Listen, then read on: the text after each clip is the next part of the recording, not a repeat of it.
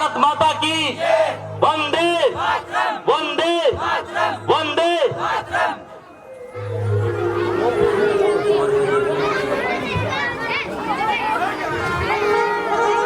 वंदे इनकलाब।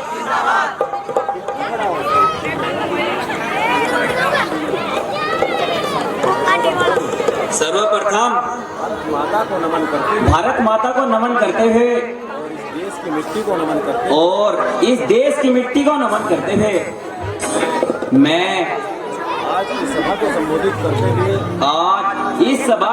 संबोधित करते हुए सभी प्रांतों से आए हुए, सभी देश के कोनों कोनों से आए हुए साथियों मैं आप लोगों से कहना चाहता हूँ हमारा देश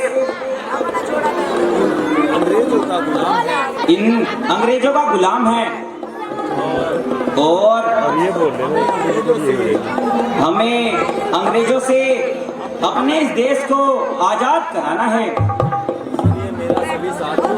इसलिए मेरा अपने सभी साथियों से अनुरोध है कि हमें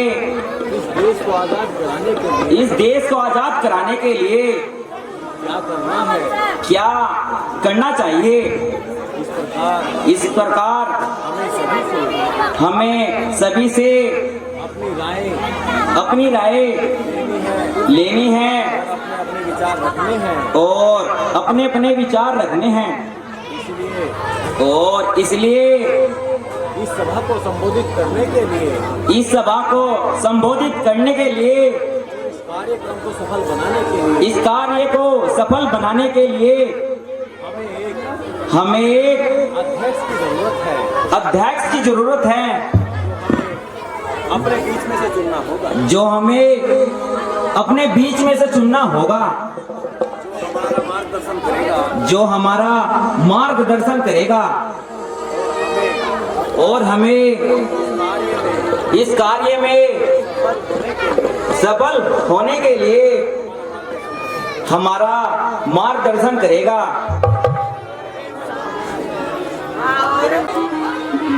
सर्वप्रथम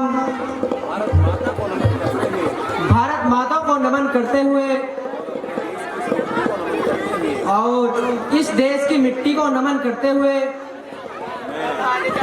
मैं आप लोगों से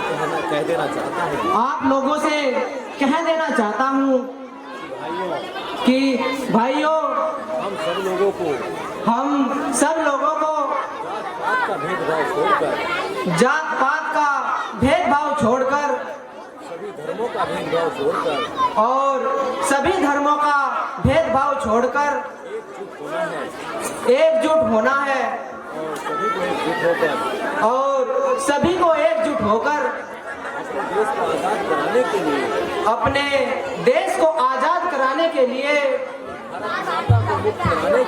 और अपनी भारत माता को मुक्त कराने के लिए ये लड़ाई लड़नी है और इस कार्यक्रम को सफल बनाने के लिए मुझे लगता है कि हमारे बीच में एक जाने माने और पढ़े लिखे और बहुत ही सोचे समझे दिलेर सिंह नाम के वकील हैं, वो हमारा इस कार्य में काफी सहयोग करेंगे। इसीलिए मेरा आप सभी से अनुरोध है कि हम सब भाई मिलकर दिलेर वकील को अपना अध्यक्ष चुने और आज की सभा का वही संचालन करेंगे। क्यों भाइयों, आप सभी लोग सहमत हो?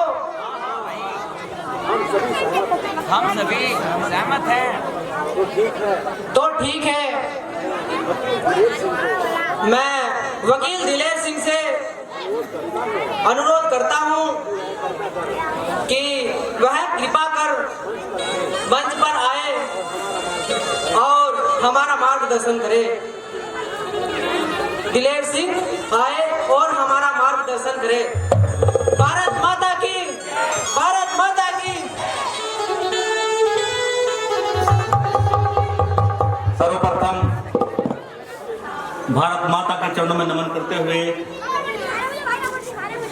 और इस देश को आजाद कराने में अपने प्राणों की आहुति देने वाले सभी क्रांतिकारी शहीदों को मेरा नमन और सभी प्रांतों से आए हुए मेरे क्रांतिकारी साथियों, आपको मेरा नमस्कार, नीला सलाम, जय जोहार, जय आदिवासी इंकलाब जिंदाबाद कहता हूं। सम्मानित साथियों, आपने मुझे इस लायक समझा, मैं इसके लिए आपका आभार प्रकट करता हूं। लेकिन मैं सभी लोगों से कहना चाहता हूं, हमारे देश में अंग्रेज लोग फूट डालो की राजनीति कर रहे हैं। डू एंड डिवाइड, फूट डालो और राज करो, इसलिए वो हमारे देश में सफल हो रहे हैं। वो हमारे अलग अलग मजहब के लोगों को बहला फुसला कर अलग अलग जातियों में बांट देते हैं और हमारे ऊपर राज कर रहे हैं। जैसा आपने देखा होगा, हैदराबाद के अंदर हमारे मुसलमान समाज के लोगों को अंग्रेजों ने बुरी तरह से मार दिया और हमारे सिख समाज के लोग पंजाब के अंदर चुप बैठे रहे। ऐसे ही दिल्ली के अंदर हमारे ईसाई समाज के लोगों को मारा गया और कर्नाटक के अंदर हमारे हिंदू समाज के लोग चुप रहे। अगर ऐसे ही चलता रहा तो अंग्रेज हमारे देश में ऐसे ही हमारे ऊपर जुल्म ढाते रहेंगे और राज करते रहेंगे। ऐसा जब तक चलता रहेगा हम अपने देश को आजाद नहीं करा पाएंगे। मैं अपने सभी साथियों से कहना चाहता हूं कि पहले हम हिंदुस्तानी हैं, हम भारतीय हैं, हम इस देश की संतान हैं, उसके बाद हम हिंदू और मुसलमान हो, सिख और ईसाई हैं। इसलिए मैं बात आपको कहना चाहता हूं कि जलते घरों को देखने वालों, जलते घरों को देखने वालों, फूंक का छप्पर आपका है, आग के पीछे तेज हवा है, बाकी मुकद्दर आपका है। मेरे कदम पर आप भी चुप है, मेरा नंबर अब आया, मेरे नंबर पर आप चुप है, अगला नंबर आपका है, अगला नंबर आपका है। सम्मानित साथियों, मैं आपको कहना चाहता हूं कि एक हो जाइए और तभी हम इन गोरे लोगों से आजादी पा सकेंगे और इस देश को आजाद करा सकेंगे। इसलिए सभी को एक होना होगा और देश को आजाद कराना होगा। हमारे देश की बहुत सी माताओं ने अपने फूल से नन्हे बच्चों को इस देश की आजादी में खो दिया और निसंकोच अपने बच्चों को इस देश के लिए बलिदान होने के लिए छोड़ दिया। मौत की मंडियों में जा जाकर, मौत की मंडियों में जा जाकर अपने बेटों की गोलियां दी हैं, मौत की मंडियों में जा जाकर अपने बेटों की गोलियां दी है। अरे देश ने अगर एक भी सर मांगा तो भर भर के गोलियां दी है, भर भर के गोलियां दी है। इनकलाब, इनकलाब। इसलिए मैं आप सदैव कहना चाहता हूं कि 13 अप्रैल 1919 का ये क्रांतिकारी दिन एक ऐतिहासिक दिन हो जाए और आज से यहाँ से जो आगाज होना चाहिए उससे देश को एक नया आयाम मिलेगा। मैं सभी को कहना चाहता हूँ कि सभी मेरे हिंदू मुसलमान समाज के लोग एक हो जाएं और देश को आजाद कराने में अपनी अहम भूमिका निभाएं। उखाड़ फेंक देंगे और हमारा देश आजाद होगा। इसके लिए चाहे हमें कितनी भी कुर्बानी देनी पड़े, चाहे कितने भी हमें क्रांति करनी पड़े, इसके लिए आप सभी को तैयार रहना होगा। मैं आपको एक बात और कहना चाहता हूं कि कर रहा हूं मैं आगाज, कि कर रहा हूं मैं आगाज, जिसका अंजाम कल आएगा। मेरे खून का एक एक कतरा इनकलाब लाएगा।